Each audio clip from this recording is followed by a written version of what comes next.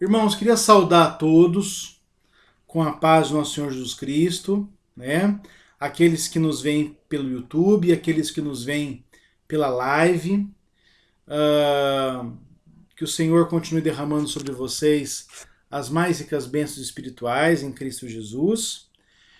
Nossa mensagem dessa noite está aqui no livro de Ruth, capítulo 4, do versículo 18 ao versículo 22. Assim diz a palavra do Senhor. São essas, pois, as gerações de Pérez.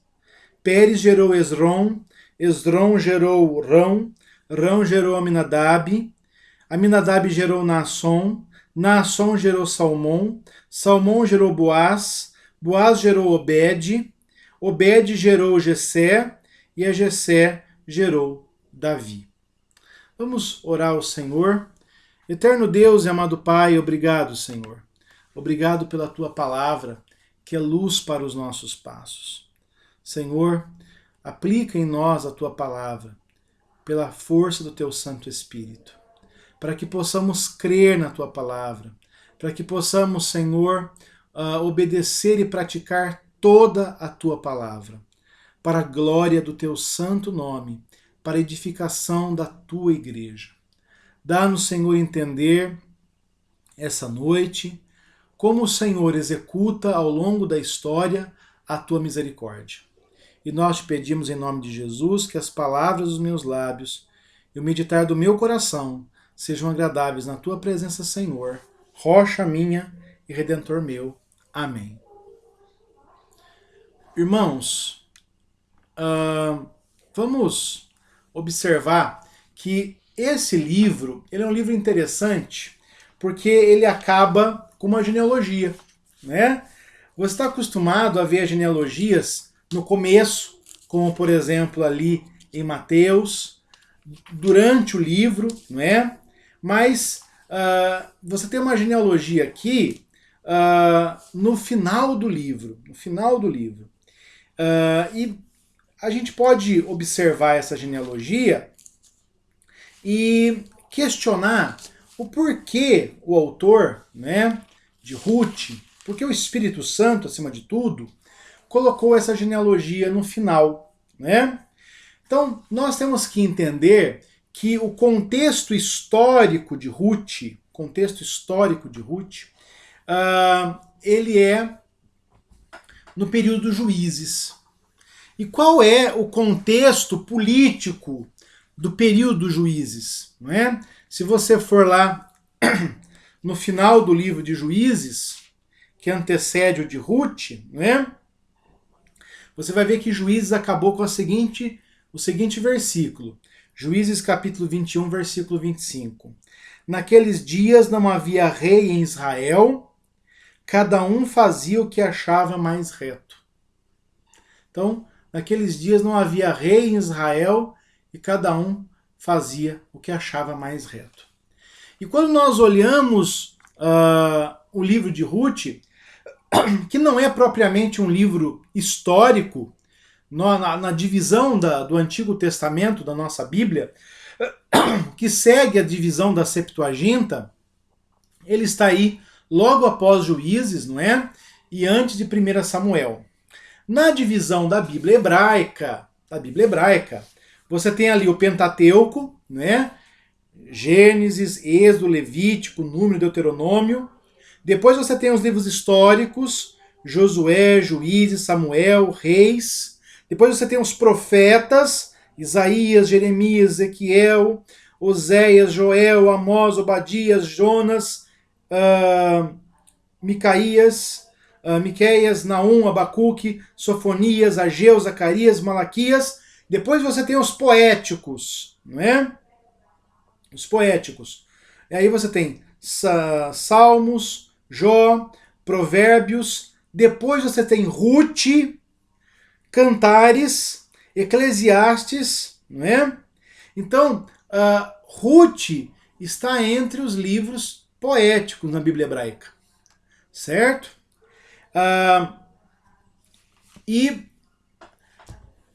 Mas o contexto dele está em Juízes, não é? Aquele momento em que não havia pão e Elimeleque sai da casa do pão de Belém para ir para Moabe, certo? Por que Elimeleque fez isso? Porque Israel, né, estava com carência de comida. Porque se você observar o livro de Juízes, você observará exatamente essa dinâmica. As pessoas pecavam, Deus mandava povos inimigos que subtraíam-lhe o alimento, os recursos. Diante dos povos inimigos, o povo clamava a Deus, Deus levantava um juiz, e esse juiz conquistava a vitória e levava o povo de volta para os caminhos do Senhor. Mas novamente esse ciclo se retomava. O povo voltava a pecar, Deus mandava enviar povos pagãos, né? E assim por diante. Provavelmente Elimeleque vivia naqueles momentos ali, não é, de Gideão, né? Quando você se lembra de Gideão, que os povos pagãos, os midianitas, eles vinham roubar o trigo, vinham roubar o alimento. E você lembra que a primeira cena de Gideão é Gideão com medo, né, de malhar o trigo, né? Ali malhando o trigo no escuro, né, escondido, com medo de que lhe subtraíssem, né, de surrupiassem o seu alimento, não é?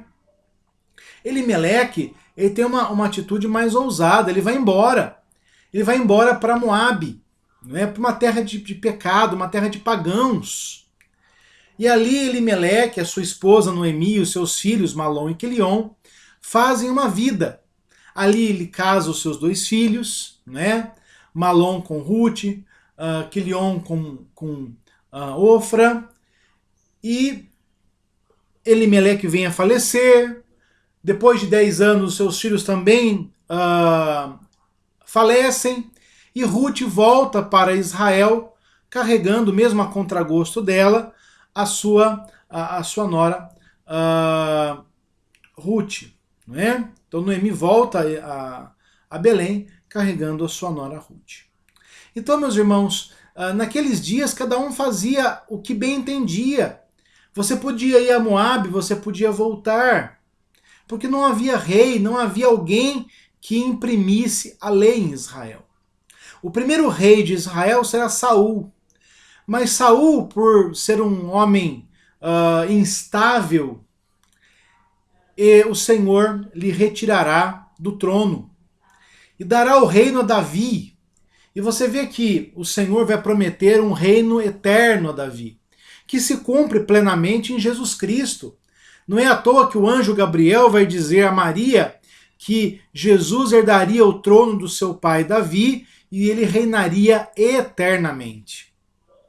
Mas eu gostaria de mostrar para você, no final desse texto, esse texto que falou de misericórdia. Onde está a misericórdia de Deus nessa genealogia? Primeiramente, nós vemos a misericórdia de Deus nessa genealogia quando reparamos que Deus é fiel para estabelecer o plano dele. Deus é fiel para estabelecer o plano dele. Esse é o primeiro aspecto. Deus, ele não deu a nós, não é, a função última de estabelecer as coisas do reino. Nós colaboramos, nós testemunhamos o reino, nós participamos, né, da execução desse reino, nós nos admiramos com as maravilhas que o Senhor tem feito, mas a responsabilidade de estabelecer o seu reino é do Senhor. Então, o homem, quando pecou lá em Gênesis capítulo 3, ele não foi abandonado pelo Senhor ao sabor de sua sorte. O homem não foi abandonado pelo Senhor para que com a sua razão ou as potencialidades que o Senhor lhe deu, ele pudesse assim buscar o Senhor enquanto se pode achar. Por quê? Porque todas as faculdades humanas foram afetadas em alguma medida pelo pecado. Então, é o Senhor mesmo que em Gênesis 3,15 promete o Redentor. Diz que a semente da mulher iria esmagar a cabeça da serpente. E ele vai levantando, ele vai conduzindo o seu povo, quer para o Egito, quer para fora do Egito, quer para a disciplina na Babilônia, quer para fora da disciplina babilônica. É o Senhor que comanda a história. Então a nossa vida está debaixo da providência de Deus, debaixo dos desígnios de Deus, porque só Ele é eternamente soberano. Há pouco tempo, eu estava vendo uma conversa de pastores, graças a Deus, pastores que não são de nossa denominação, e nós conversávamos sobre a política, não é? Esses eventos, não é, que nós enfrentamos agora na pandemia, quando o governo chega e fala assim, olha, precisamos fechar as igrejas, não é? Nós podemos, às vezes as pessoas ficam muito chateadas, não, onde já se viu fechar a igreja, né? De fato, nossas igrejas não estão fechadas, porque a igreja não se restringe à construção, ao templo de pedra. A igreja, ela é o corpo místico do Senhor, ela é formada por aqueles que professam Jesus Cristo, que aguardam a volta do Senhor e que vão estar com o Senhor para sempre. Essa é a igreja. Essa é a igreja que o Senhor escolheu antes da fundação do mundo. Então, é óbvio que o governo, dentro deste contexto em que nós vivemos agora em 2020, de uma pandemia, em que muitas pessoas estão sendo contaminadas e há uma taxa de mortalidade considerável, o governo chega e pede para que colaboremos, fechando nossas igrejas e transmitindo nossas mensagens nessas plataformas via online. Então, irmãos, muitas pessoas às vezes chiam, puxa vida, qual a autoridade do governo nesse sentido? Meus irmãos, Romanos capítulo 13, versículo 1, diz que toda autoridade vem de Deus e que ninguém pode ter autoridade sem que o Senhor a tenha conferido.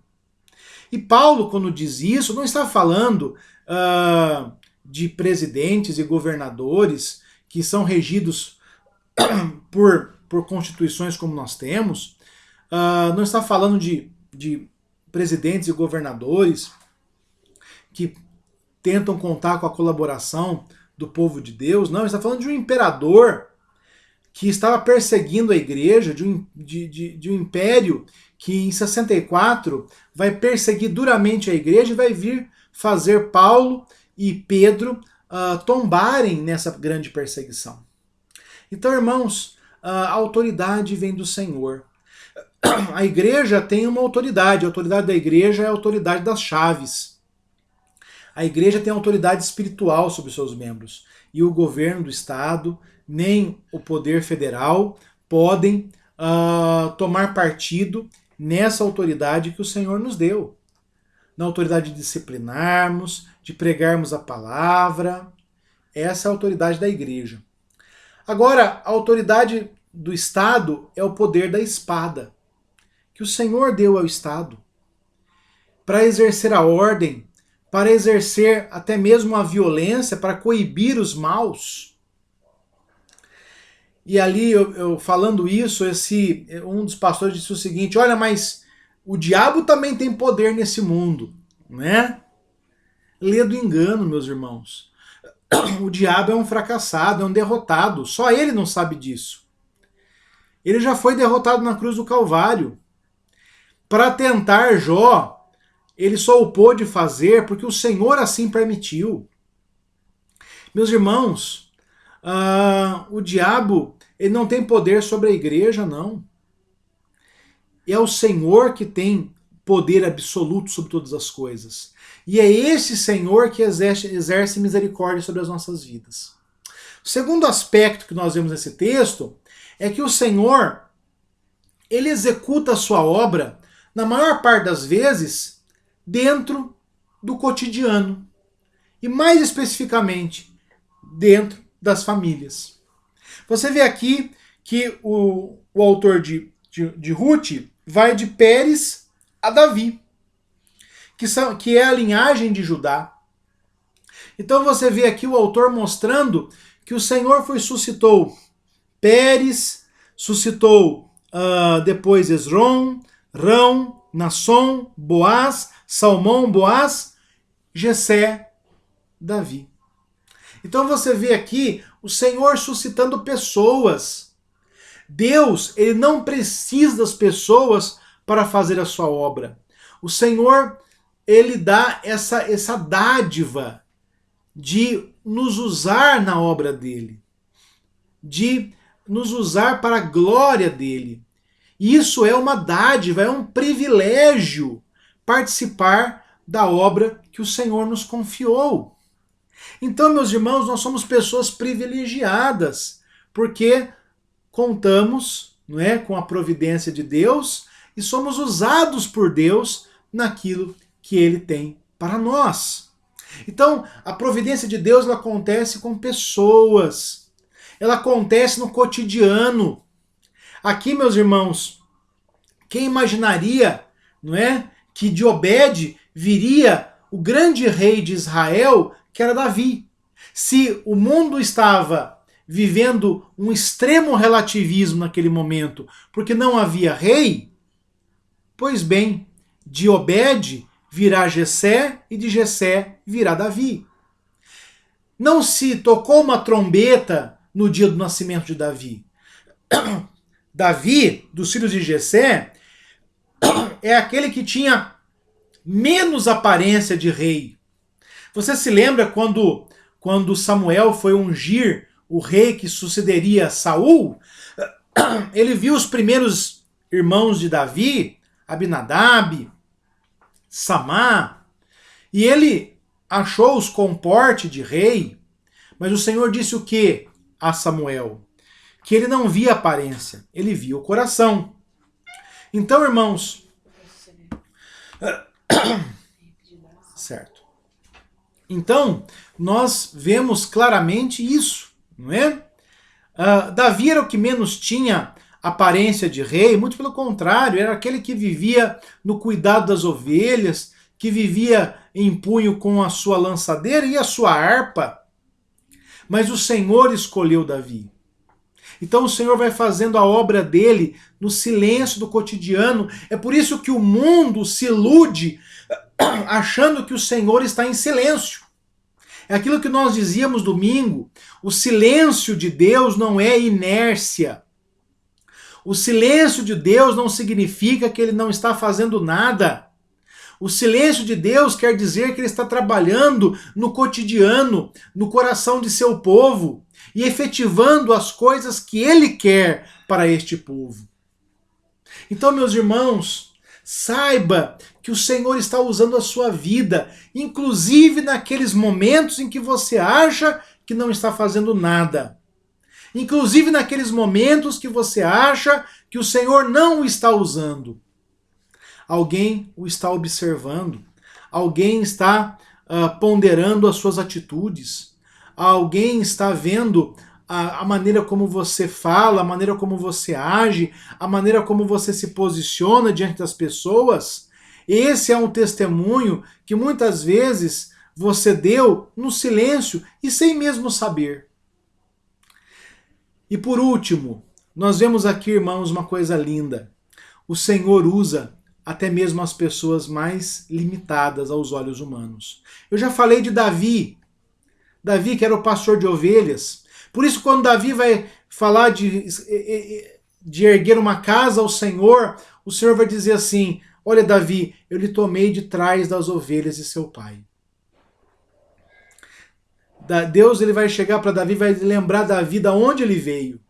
Davi, você é rei porque eu te fiz rei. Porque aos olhos do mundo você seria um pastor. Você nasceu pastor, vai morrer pastor. Mas eu lhe fiz rei. Deus tomou Davi e fez de Davi muito mais do que ele achava que poderia ser. E quando nós olhamos esse texto, nós vemos aqui pessoas que não foram citadas, que fazem parte dessa história. Por exemplo, Pérez. Pérez é filho de Tamar. Tamar, aquela mulher que Judá deu a 2 de seus filhos, Er e Onã, mas que por os dois serem maus e terem morrido, Judá se negou a dá-la ao seu terceiro filho, Selá. Então ela usa de uma artimanha e o seduz, e ele a toma como mulher achando que era uma prostituta. Pois é, irmãos. Deus usou Tamar e vai usar Pérez. Porque essas pessoas que estão aqui, elas fazem parte não da linhagem de Davi, mas muito mais da linhagem de Jesus Cristo. Aqui você olha, por exemplo, Salmão, que vai se casar com aquela mulher de Jericó, Raabe, uma mulher que tinha uma vida reprovável, era uma prostituta, mas um dia ela ouviu falar do Senhor, e quando os espias entraram para olhar Jericó, essa mulher os acolheu e, confiando nas promessas do Senhor, pediu para que tivesse misericórdia dela e de sua família.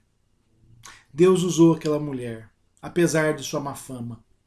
Assim como Deus usa a moabita Ruth, mesmo que o moabita não pudesse entrar no templo até a sua 4ª geração, Deus usará Ruth segundo os seus propósitos. Meus irmãos, às vezes nós achamos, tal como Moisés, lembra de Moisés? Senhor, chama quem o Senhor quiser, envia quem o Senhor quiser, menos a mim. Porque eu sou pesado de língua, porque eu não sei falar direito. Às vezes nós colocamos as nossas limitações, os nossos problemas acima de Deus. Mas quando nós colocamos Deus acima de nossos problemas, o Senhor nos dá os meios para vencermos nossas limitações e irmos muito além daquilo que nós somos. Eu queria dizer para você que Deus lhe ama tanto, de tal maneira, que Ele não se conforma com aquilo que você é. E Ele lhe dá Jesus Cristo, para que a imagem de Jesus Cristo, a sua vida seja reconstruída, a sua vida seja reformada. Então, meus irmãos, nós somos pessoas que vivemos nessa obra que o Senhor tem feito em nossas vidas, para nós sermos parecidos com Jesus. E saiba, o Senhor é poderoso para fazer essa obra. Saiba, o Senhor está fazendo essa obra no silêncio da misericórdia dele. E saiba, o Senhor não usará apenas quando você estiver pronto. O Senhor o usará enquanto Ele trabalha em sua vida. E quanto Ele mais trabalha em sua vida, mais Ele usará a sua vida para a glória do nome dEle. Que Deus lhe dê a sua graça. E que você pare de achar que você é inapto, que você não serve, que não dá certo. E que Deus se esqueceu de você e de todos. Isso é um engano. É um engano que Satanás quer fazer o mundo se convencer. É a mentira. Porque eu quero dizer a você essa noite, Deus não nos esqueceu. Deus está no controle. Ele está assentado sobre o seu trono. Ele está comandando a história, porque Ele jamais se apartou do mundo que criou. E Ele nos levará à vitória em Cristo Jesus. Jesus vencerá, porque Ele é o Rei dos Reis, é o Senhor dos Senhores. Vamos orar. Eterno Deus e amado Pai, obrigado por esse momento de oração, de meditação na Tua Palavra. Senhor, nós queremos Te pedir pela vida do Wellington, do Edson, de cada pessoa de nossa igreja, Senhor. Cada pessoa que está nos ouvindo agora pelo Facebook, pela live ou pelo YouTube. Nos ajuda, Senhor, a vivermos da maneira que agrada o Teu nome. Vivermos da maneira que proclame o Teu nome. Dá-nos, Senhor, vivermos de forma que a nossa vida testemunhe o Senhor. Olha pela Tua igreja e nos dá a força que precisamos para permanecermos firmes. Nós pedimos isso em nome de Jesus, hoje e sempre. Amém.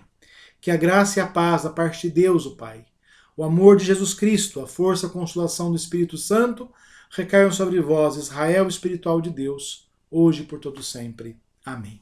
Deus abençoe a todos.